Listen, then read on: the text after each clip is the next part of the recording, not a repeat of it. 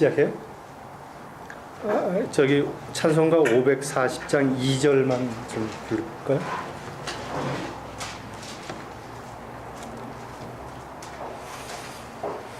주여 넓으신 은혜 베푸사 나를 받아주시고 나의 품은 뜻 주의 뜻같이 되게 하여 주소서.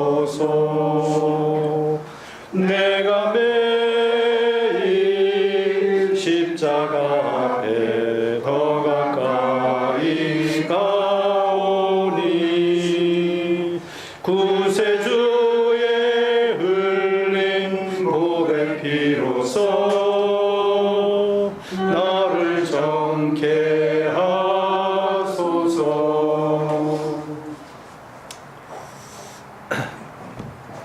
제가 그 꿈을 잘 안 꾸는데 한 2주 전에 그 꿈속에서 찬송을 다 불러왔습니다.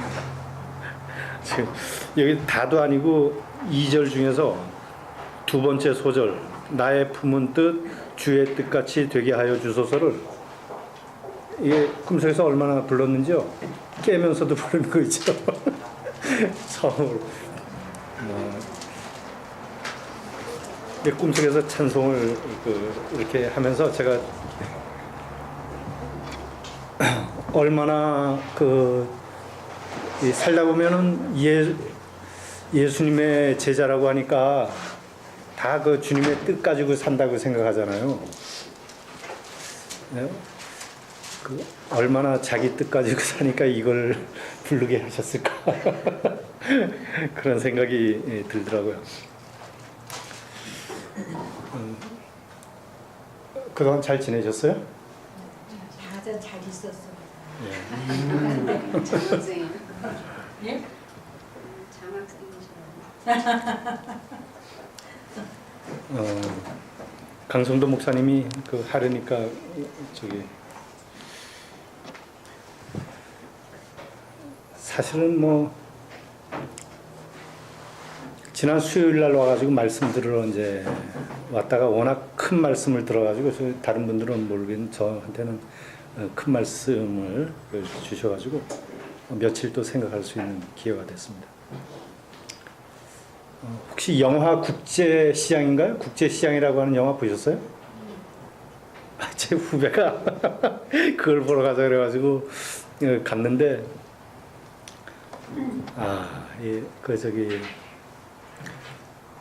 이 사람이 행복하게 살아야 되는데 왜 힘들잖아요, 살다 보면. 그렇지 않아요?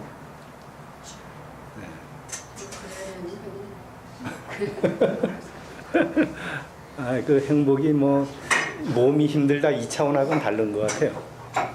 행복하게 살아야 되는데 근데 그게 가만히 생각해 보니까 내 뜻대로 살기 때문에 힘든 게 아닌가. 결국에는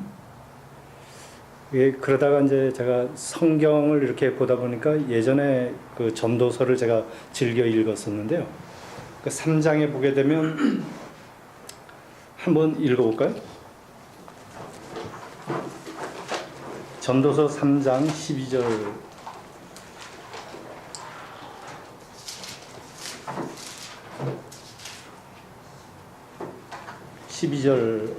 말씀인데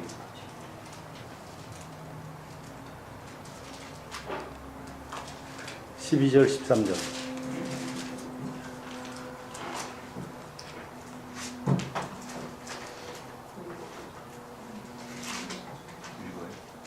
예, 읽어주시겠어요? 이제 나는 깨닫는다. 기쁘게 사는 것, 살면서 좋은 일을 하는 것, 사람에게 이보다 더 좋은 것이 무엇이랴. 사람이 먹을 수 있고 마실 수 있고 하는 일에 만족을 누릴 수 있다면 이것이야말로 하나님이 주신 은총이다.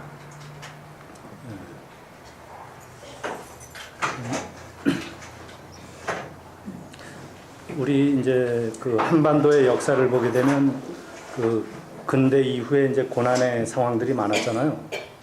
일제 시대를 거치고 또 여기 이제 어르신 되시는 분들은 그 6.25 그 이후의 가난함 이런 것들이 이제 경험된 세대시잖아요. 굉장히 힘들었어요. 그 국제시장에서 제가 딱 기억에 남는 대사 중에 하나가 마지막에 그 주인공이 아버지를 회상하면서 그렇게 얘기를 하더라고요. 아버지 참 힘들었어요. 이 얘기를 하더라고요. 그게 아마 전체 상황을 딱 요약한 것 같더라고요. 어차피 산다는 게 행복하려고 사는 건데 또 이민 오는 것도 딱 보면 뭐 행복하려고 오는 거지 불행하려고 오는 사람은 없을 텐데 근데 왜 행복하지가 않을까? 그러면 이제 도대체 행복이라고 하는 게 뭘까? 이런 그 행복이란 말을 제가 쓰기가 싫어. 이게 추상적인 언어인 것 같아가지고. 근데 이제 보편적으로 쓰니까 그냥 그렇게 쓰는 겁니다.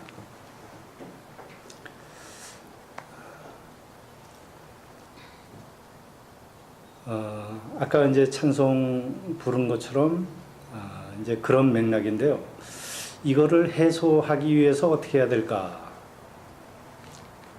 그 전도서를 쓰신 분이 어느 분인지 다 아시죠? 솔로몬. 이게 그 기록에 의하면은 솔로몬이 인생 말년에 쓴 책이라고 그러더라고요. 인생 말년에. 그러니까 솔로몬을 딱 유추해 보면은 그 인생의 부귀영화를 다 누려본 사람 이렇게 볼 수가 있잖아요. 먹는 것도 그 열왕기서 보게 되면 굉장히 산의 진미를 먹었습니다. 그리고 그분 집에서 쓰는 그릇이나 이런 것들은 주방용품은 다 금으로 된 거 썼다고 기록이 되어 있고요. 그 은이나 이런 거는 거기에서 뭐 저기 대접도 못 받았대요.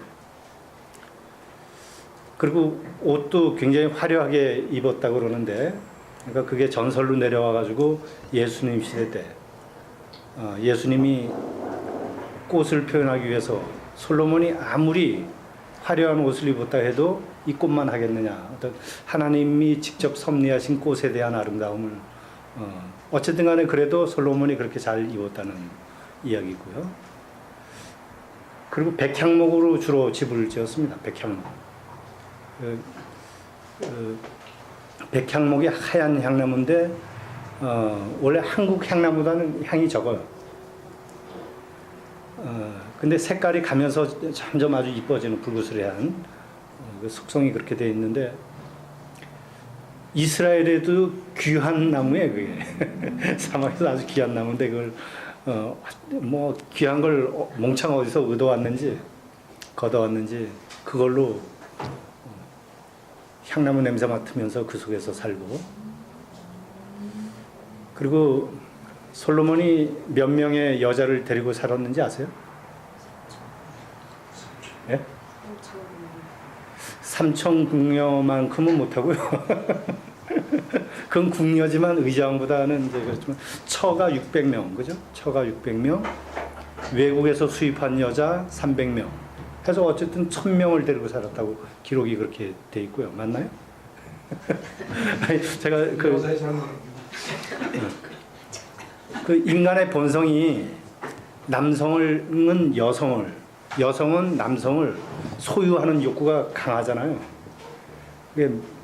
이게 이제 하나의 권력의 상징이기도 하겠지만은 솔로몬은 어쨌든 간에 부귀영화를 인간으로서 누려야 될 부귀영화는 몽창 누려본 사람의 대명사처럼 그렇게 이제 이해되는 사람인데, 이분이 인생 말년에 지나온 세월을 회상을 했겠죠.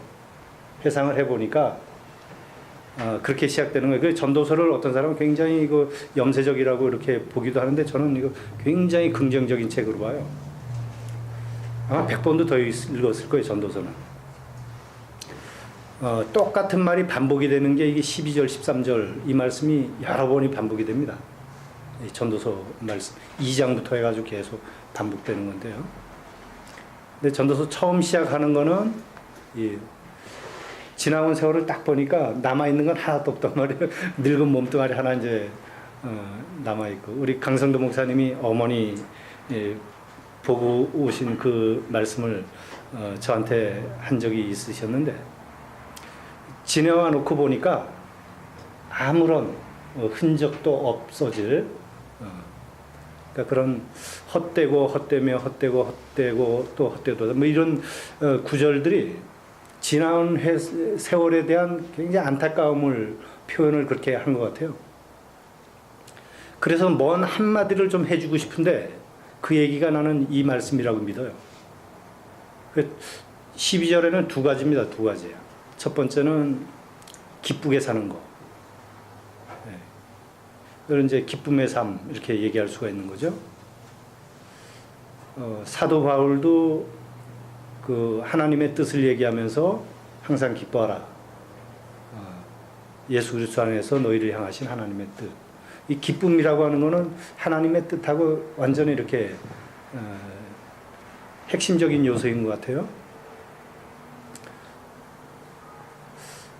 그 이제 기뻐함을 유지하려면 기도해야 되고, 늘 기도하지 않으면 이 기쁨이라고 하는 걸 유지하기가 힘들게 되고,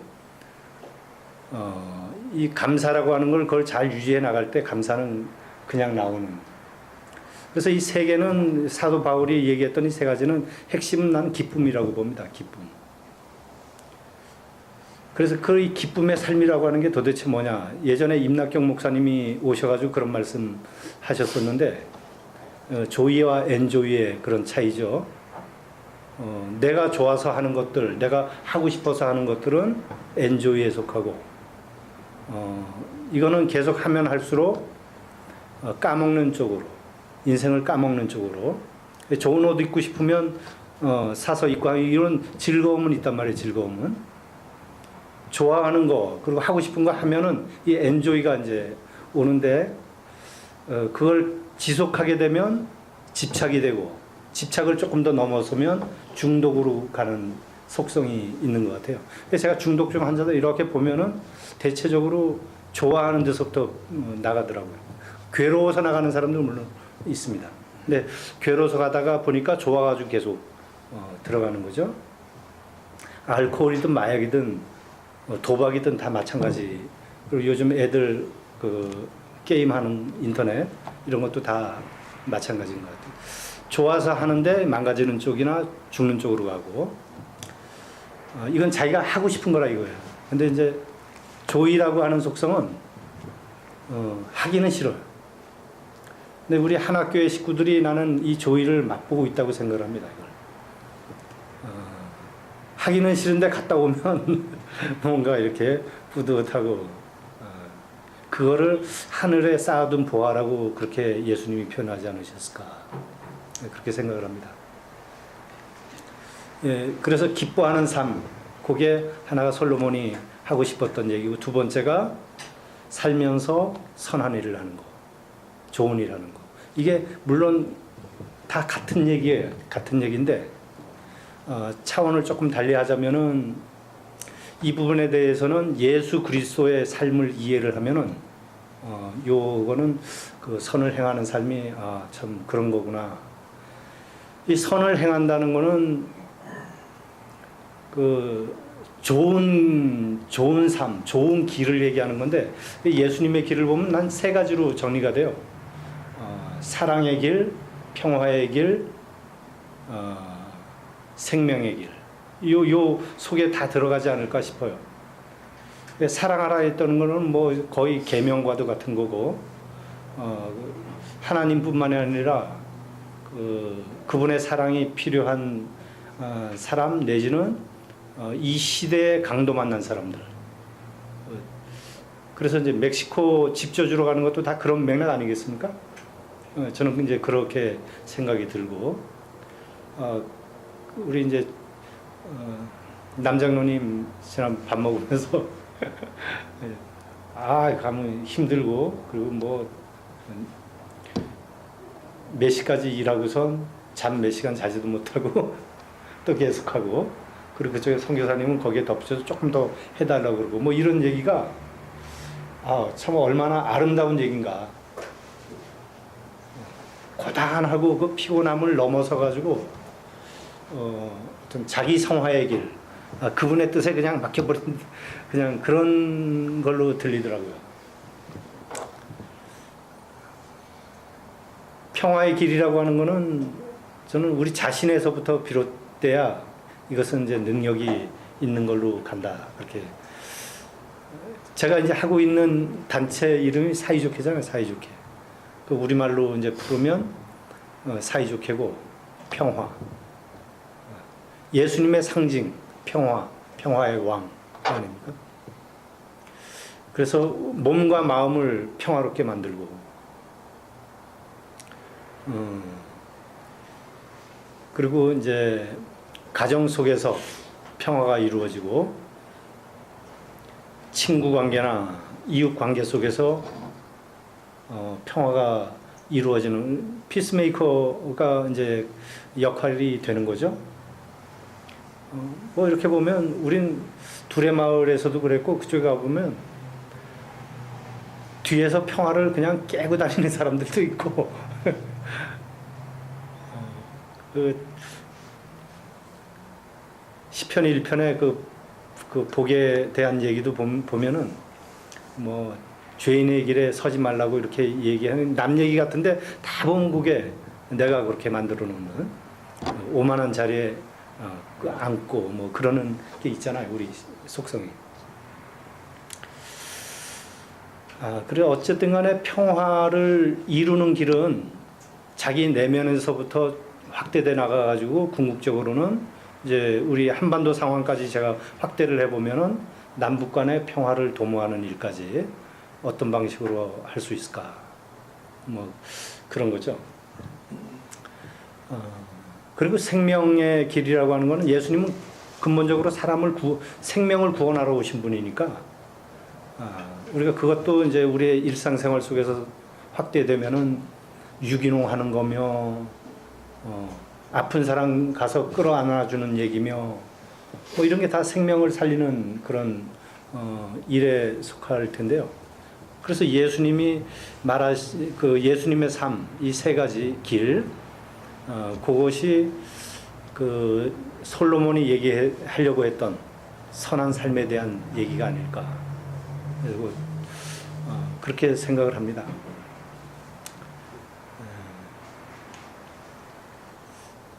우리 이제 강 목사님도 가끔씩 뭐 인생 별거 있냐 뭐 이런 말씀 많이 하시죠. 진짜 뒤돌아보면은 남는 거 없는 그런 인생인데 딱 요거가 남는 것 같아요. 요거 기쁨의 삶이라고 하는 거하고 이 선한 삶을 살아가는 거 이거는 남는 것 같습니다.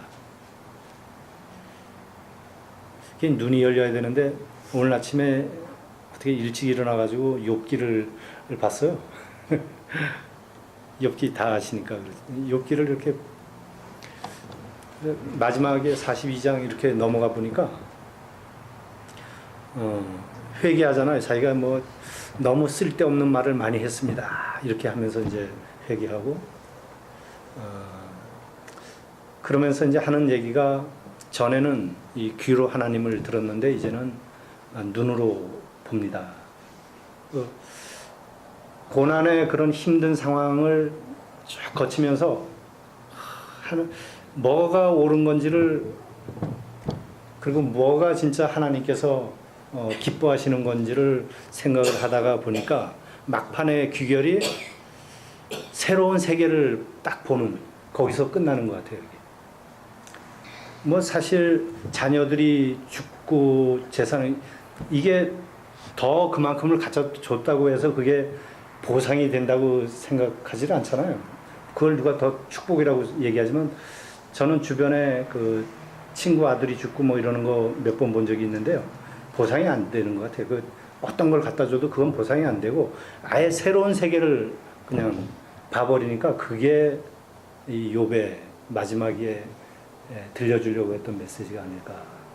아침에 이 솔로몬의 그 결론하고도 비슷한 그런 부분인 것 같아가지고 이 정도로 말씀을 좀 난 것 같습니다.